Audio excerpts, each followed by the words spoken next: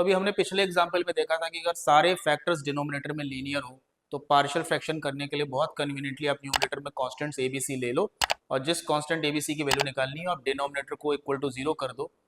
तो टी का जो आपका वैल्यू आ रहा है वही वैल्यू आप लेफ्ट हैंड साइड में सब्स्टिट्यूट करोगे, तो आपका उस कांस्टेंट ए का वैल्यू आएगा अंडर द कंडीशन आपने जिस फैक्टर को इक्वल टू 0 किया उसको आपने हाइड कर दिया, रिमेनिंग फैक्टर्स में वैल्यू डालनी होती है।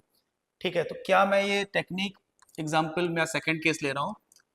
क्वाड्रेटिक फैक्टर्स अगर कोई मैंने एक ले लिए, लेट से एक फैक्टर टी स्क्वायर प्लस 1 है, the other factor is T plus 2, और टी माइनस 2 भी ले सकते हो, जरूरी नहीं कि हमेशा प्लस में ही फैक्टर्स हो, इससे कोई फर्क नहीं पड़ता। अगर इस तरीके का फैक्टर है तो how can we split it using partial fractions. तो अभी यहाँ पर आप देखो डिनोमिनेटर में जब आप स्प्लिट करोगे तो a upon T square plus 1 और b अपॉन टी माइनस 2 लोगे। क्या ये सही लिखा हुआ है? हमने सबसे पहले तो ये समझो, डिनोमिनेटर में जब लीनियर है t का पावर 1 है तो ऊपर न्यूमरेटर में कांस्टेंट होना चलेगा t की पावर 0, बट जब डिनोमिनेटर में क्वाड्रेटिक है टी स्क्वायर प्लस 1 तो न्यूमरेटर में कांस्टेंट होने की कोई गारंटी नहीं है, न्यूमरेटर में लीनियर फैक्टर भी हो सकता है।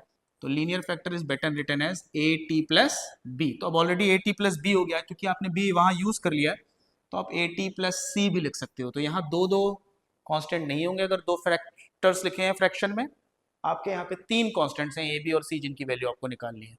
ऑब्वियसली बात है, कैसे फास्टर करेंगे, तो यू नो कि अगर आप टी स्क्वायर प्लस 1 को 0 करोगे तो इसके न्यूमरेटर की वैल्यू निकलेगी, और अगर आप टी माइनस 2 को 0 करोगे तो आप b की वैल्यू फास्टर निकलेगी। तो हमें लग रहा है कि पहले b का वैल्यू फटाफट निकाल लें क्योंकि वहां पे एक ही अननोन है, यहाँ पर a और c दो दो अननोन है।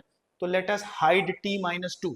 तो अगर आप t इक्वल टू 2 को 0 करोगे तो t माइनस 2 का वैल्यू 0 होगा, तो आप इसको छुपा दो तो डायरेक्टली आपके b का वैल्यू आ जाएगा, जो टेक्निक हमने सीखी उससे। तो आप t इक्वल टू 2 डालोगे 4 plus 1, you will be able to know कि b का वैल्यू इज 5। अब आप टी स्क्वायर प्लस 1 को 0 करोगे, दैट मीन्स टी स्क्वायर की वैल्यू माइनस 1 डालोगे। अब सर ये वैल्यू तो रियल वैल्यू नहीं है, तो क्या दिक्कत है भाई? आपने स्टैंडर्ड 11 में कॉम्प्लेक्स नंबर पढ़ रखा है, t square equal to minus 1 imaginary number t equal to plus iota या माइनस आयोटा में कोई भी आप नंबर चूज कर सकते हो। आप आयोटा ले लो, टी स्क्वायर प्लस 1 को आप हाइड कर लो डेफिनेटली लेफ्ट हैंड साइड में। तो व्हाट यू कैन से कि जैसे ही आप हाइड करोगे तो यहाँ पे आयोटा माइनस 2 हो जाएगा, और वो वैल्यू क्या देगा? इसके न्यूमरेटर की, ए टी प्लस सी की।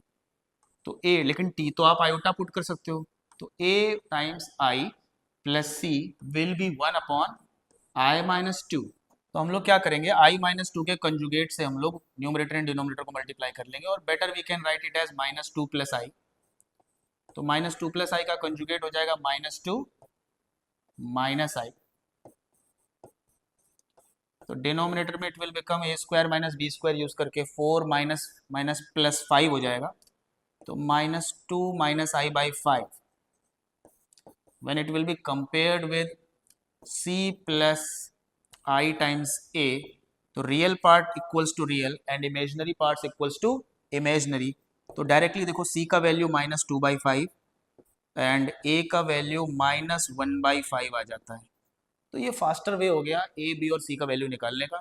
एक बार ए बी और सी का वैल्यू आ गया, आप यहाँ सब्सटीट्यूट करोगे, इंटीग्रेशन करना इसका बहुत आसान हो जाएगा क्योंकि b तो कांस्टेंट है, यानी कांस्टेंट अपॉन लीनियर लॉगरिथम हो जाएगा, और a और b तो नॉर्मली नंबर्स ही हैं, उनकी वैल्यू सब्सटीट्यूट करने के बाद यू कैन सी ऊपर लीनियर है नीचे क्वाड्रेटिक है, एंड लीनियर अपॉन क्वाड्रेटिक को definitely you can solve conveniently. तो इस तरीके की जो कन्वीनियंट ट्रिक्स हैं आपको सीखनी है या कंसेप्ट जानने हैं, उनके लिए आप हमारे चैनल को सब्सक्राइब करें और फॉलो करें।